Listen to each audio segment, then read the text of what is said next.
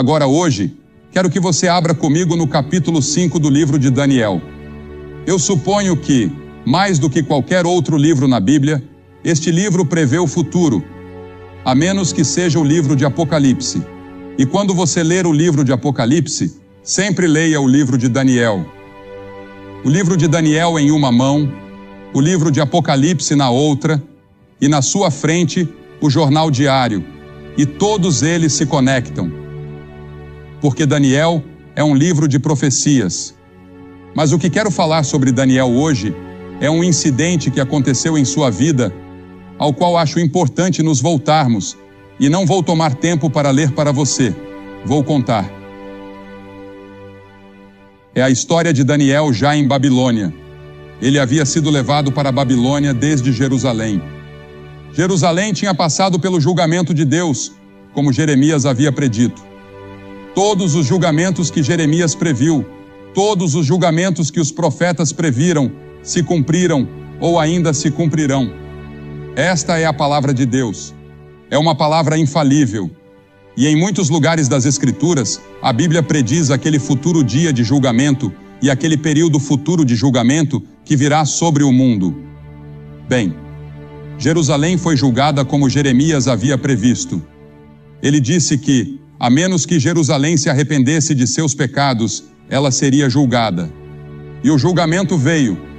E entre aqueles que foram levados cativos por Nabucodonosor para a Babilônia, a 2.400 quilômetros de distância, estava o jovem Daniel e seus amigos. Eles eram apenas adolescentes e foram levados para a Babilônia. Daniel foi um dos jovens especialmente escolhidos por Nabucodonosor para ser levado à Babilônia e treinado na sua corte, sendo instruído em todas as artes e ciências dos babilônios. Agora, quando este capítulo se inicia, Nabucodonosor já está morto. Daniel tinha sido amigo, profeta e primeiro-ministro de Nabucodonosor, o grande rei. Mas agora ele foi, de certa forma, esquecido, porque agora um jovem está no trono, chamado Belsazar, que era neto de Nabucodonosor, o grande rei. Naquela época, Babilônia era o maior império do mundo, era a nação mais poderosa do mundo, era a nação mais rica do mundo, e a Bíblia retrata o rei Belsazar como jovem, rico, poderoso, mas ao mesmo tempo egocêntrico, arrogante. E a Bíblia ensina que Deus odeia o orgulho. E Jesus diria anos depois, em Mateus 23, quem se exaltar será humilhado. Se você tenta se vangloriar de quão grande é e deixa Deus de fora, ou age como se pudesse resolver seus próprios problemas e organizar sua vida sem a ajuda de Deus, Deus diz, eu vou derrubar você. E além disso, ele era um homem muito despreocupado. Ele amava o conforto e o prazer. E a Bíblia diz, ai dos que estão à vontade. Nós, na América, estamos em paz, em comparação com o resto do mundo. E assim, Belsazar havia acabado de ganhar algumas vitórias militares. E seu pai, que era um grande general, estava nas fronteiras, liderando suas tropas de vitória em vitória. Então Belsazar decidiu que queria comemorar. Ele resolveu dar uma grande festa, a maior que Babilônia já tinha visto. Babilônia com todo o seu glamour. Babilônia com toda a sua riqueza. Babilônia com tudo o que tinha. Ele disse, faremos a maior festa da história do mundo. Então, ele ordenou as melhores danças, os melhores vinhos, as melhores comidas, e enviou convites a 1.000 dos seus lordes e damas de todo o império para que viessem.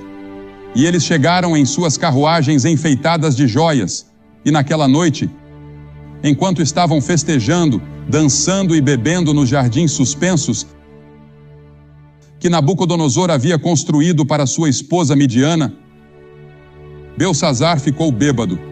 Lá estava ele, rei de um império, mestre de um banquete, o centro de todas as atenções, dançando a noite toda. Mas a Bíblia diz, não se engane, Deus não se deixa escarnecer. Tudo o que o homem semear, isso também colherá. Belsazar, cuidado, o julgamento está vindo. Você está indo longe demais. Há um ponto além do qual a paciência de Deus não vai. Existe uma linha traçada entre as nações, entre indivíduos, famílias e comunidades. Jó disse: os que lavram a iniquidade e semeiam a maldade, isso colherão. Continue lavrando sua iniquidade, continue semeando sua maldade. Um dia você vai colher isso. Oséias disse: porque semearam o vento, colherão tempestade. Jeremias disse: eles semearam trigo, mas colherão espinhos. E então, no meio desse banquete, Belsazar está dançando com uma bela e sensual jovem. E de repente, todos ficam em silêncio. Dá para ouvir uma agulha cair. Seu rosto fica pálido. A Bíblia diz que ele começa a tremer. Porque lá na parede, uma mão sem braço começa a escrever. E todos sentam ali, tremendo, se perguntando o que era aquilo, que coisa estranha era aquela. Belsazar tentou ler. Ele não conseguiu entender a mensagem. Então disse: vamos chamar os astrólogos, os adivinhos, os caldeus, vamos chamar os magos, vamos chamar todos os que podem interpretar esse tipo de coisa.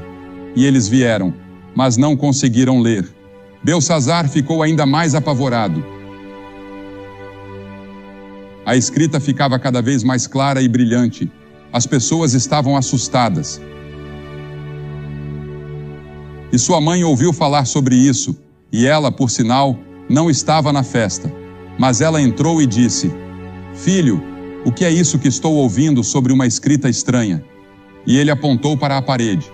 Ela disse: eu conheço um homem que pode ler essa escrita. Seu nome é Daniel. Ele é um grande profeta. Ele ajudou seu avô a interpretar sonhos. Ele foi primeiro-ministro sob o governo de seu avô. Ele tem vivido uma espécie de semi-aposentadoria. Talvez você não o conheça. Mandaram chamá-lo, e ele veio. Belsazar disse: Daniel, você vê aquela escrita?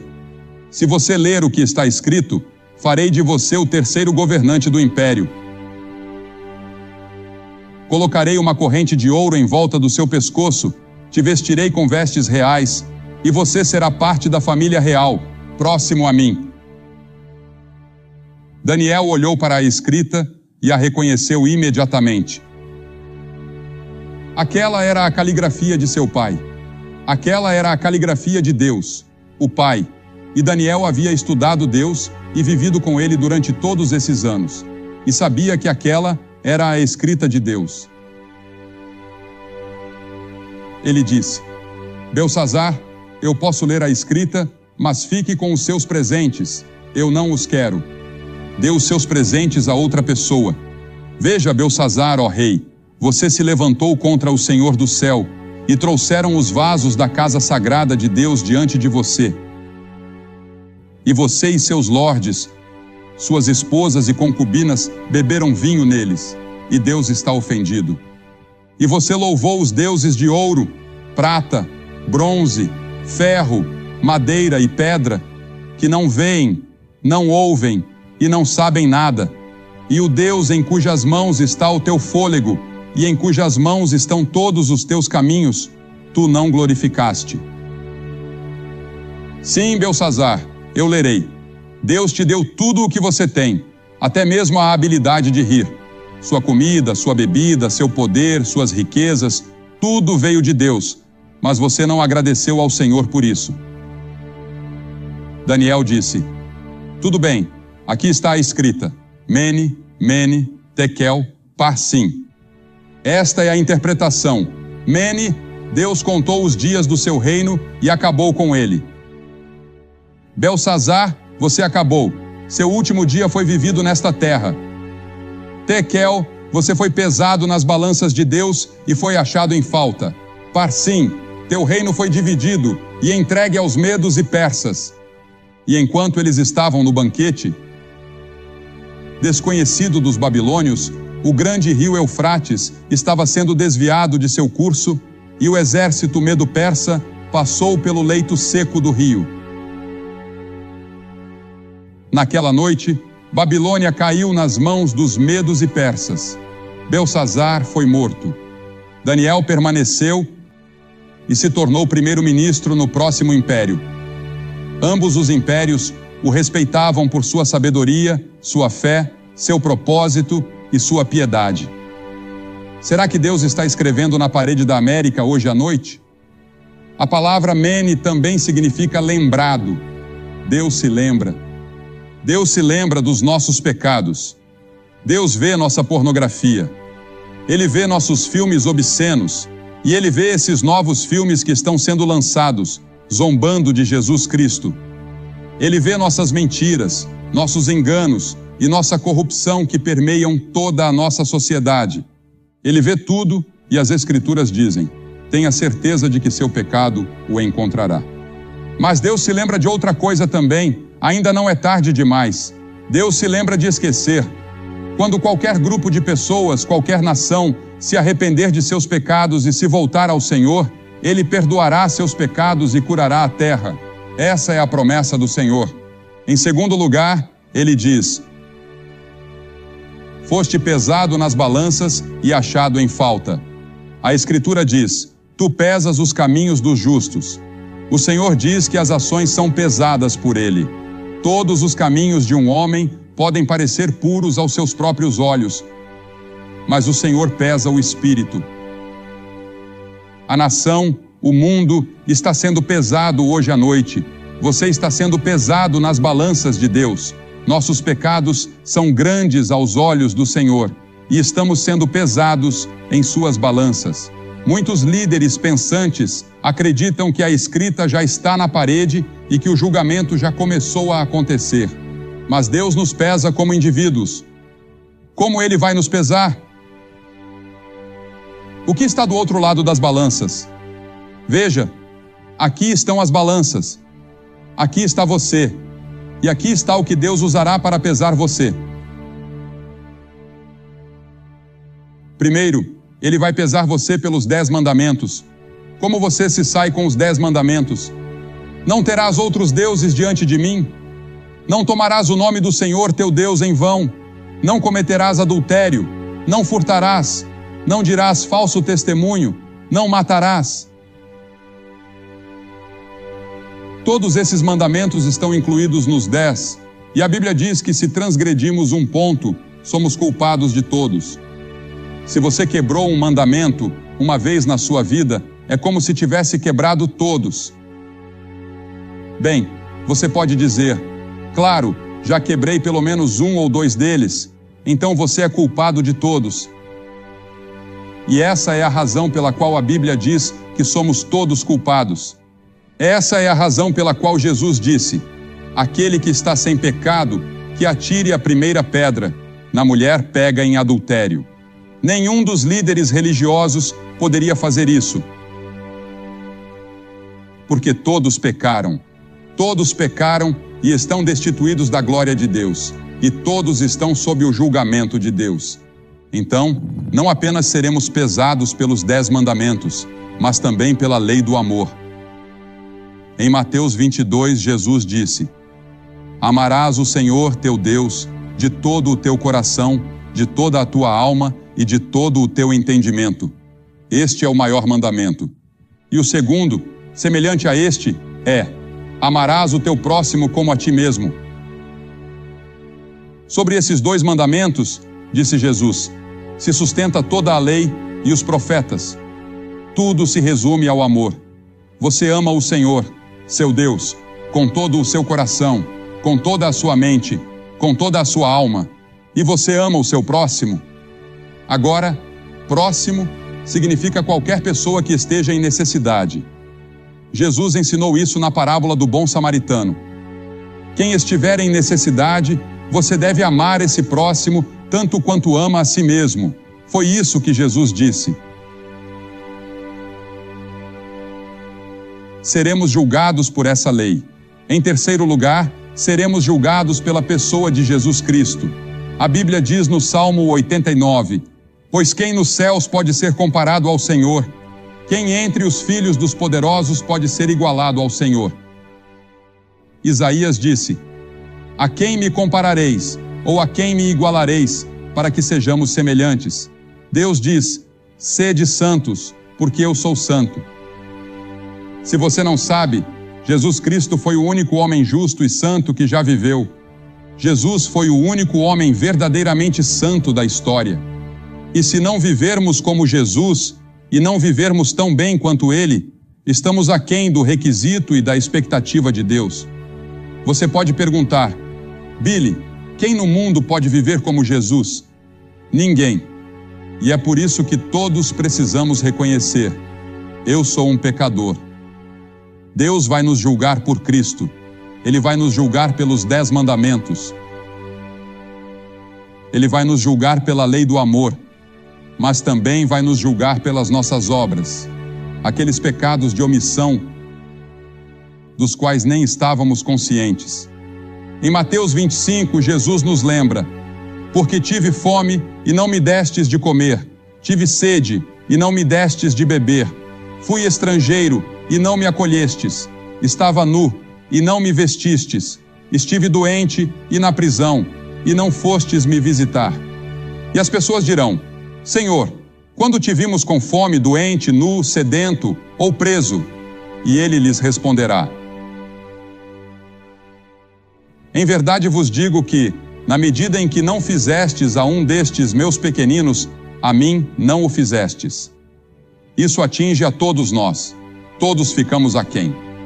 Então Jesus pronunciou o julgamento: e irão estes para o castigo eterno, mas os justos para a vida eterna. Você pode dizer: Billy, estou arrasado. Como alguém pode ser aprovado? Não podemos. Jesus disse em Apocalipse 3, eu conheço as tuas obras, que não és frio nem quente, ou fosses frio ou quente. Assim, porque és morno e não és frio nem quente, estou a ponto de vomitar-te da minha boca. Ouça, muitas pessoas que você pensa que vão para o céu, não vão chegar lá. E em quinto lugar, Deus vai nos pesar pelas nossas oportunidades. A quem muito foi dado, muito será exigido, ele disse. Pense em viver nos Estados Unidos, com todas as suas vantagens. Uma igreja em quase cada esquina. Uma Bíblia em quase todos os quartos de hotel. Milhões de Bíblias disponíveis. O Evangelho pelo rádio e pela televisão. Pense em viver aqui. Ele vai nos julgar pelas oportunidades que tivemos. Pense na literatura cristã disponível nas livrarias. E não aproveitamos isso. A quem muito foi dado, muito será exigido. Você pode dizer: bem, Billy, mesmo nesse ponto, eu não consigo dar conta. Não. Mas a glória de tudo isso é que existe um Evangelho. E o Evangelho é uma boa notícia para pessoas como você, que estão sentadas aí dizendo: estou culpado. A boa notícia é que Deus enviou seu Filho Jesus Cristo à cruz para morrer por você. E Deus pegou esses seus pecados e fracassos e os colocou sobre Cristo. Ele se tornou pecado por nós. Agora, Ele disse que os justos entrarão no céu. Como eu vou conseguir essa justiça por conta própria se não a tenho? Sou um pecador. Não peso o suficiente para chegar ao céu. Mas na cruz, Cristo providenciou uma justiça para mim. Ele providenciou uma retidão que eu não tinha. E hoje à noite, sou aceitável a Deus, não porque fui bom, ou porque li a Bíblia, ou porque preguei para multidões de pessoas. Sou aceitável por causa de Cristo. Sou aceito no amado por causa dele. E esse é o seu privilégio neste momento. Você pode apropriar o que Cristo fez na cruz para si agora mesmo. E pode sair daqui pesando o suficiente para chegar ao céu. Pesando o suficiente para ter seus pecados perdoados. Pesando o suficiente para viver uma nova vida. Foste pesado nas balanças de Deus e achado em falta. Será que você foi achado em falta? A última palavra aqui é parsim, dividida. Teu reino foi dividido. Deus disse: Belsazar, estou tirando seu reino de você. Acabou. O julgamento chegou. É tarde demais. Será que Deus vai dizer isso para você? O julgamento está chegando. Será tarde demais? Eu conheço pessoas que sabem disso, aceitam e acreditam, mas continuam alegremente dançando rumo ao inferno. São como o rato que foi pego na armadilha e continua mordendo o queijo depois de ser capturado. Você ainda está mordendo a isca do diabo, mas já está morto no que diz respeito à eternidade. Eu acredito que esta cruzada foi realizada no momento certo, pela providência de Deus, no momento certo na história da vida de muitos de vocês. Pessoas oraram por você. Pessoas trabalharam e contribuíram para que isso fosse possível. E agora, este é o seu momento com Deus, para recebê-lo em seu coração, para ter certeza de que você pesa o suficiente.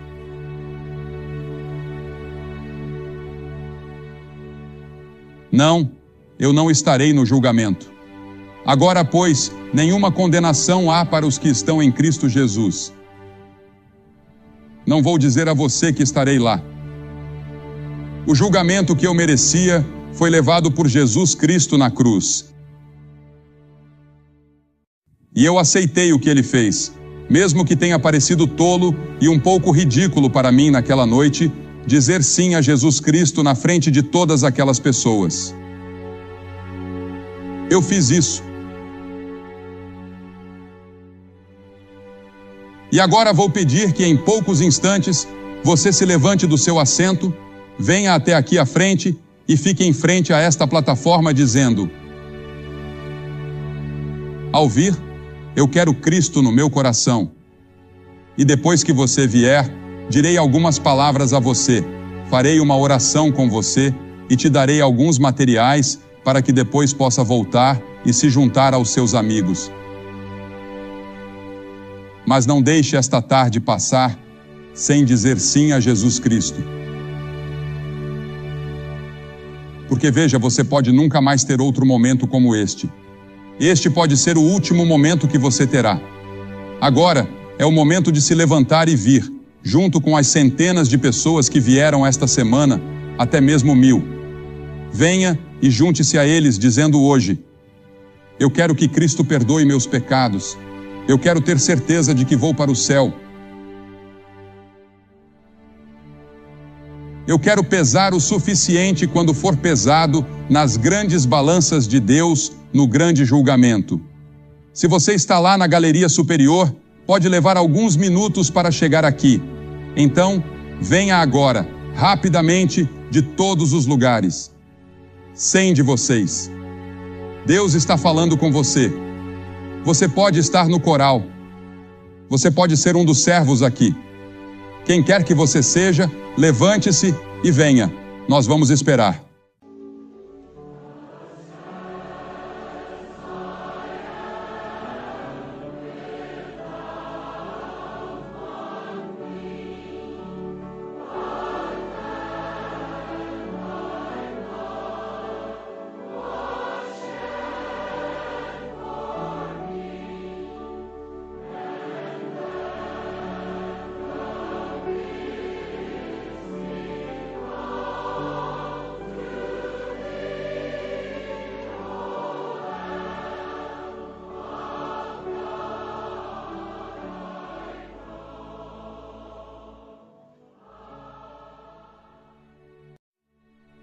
Como você pode ver pela televisão, centenas de pessoas estão vindo aqui em St. Louis para se comprometer com Jesus Cristo.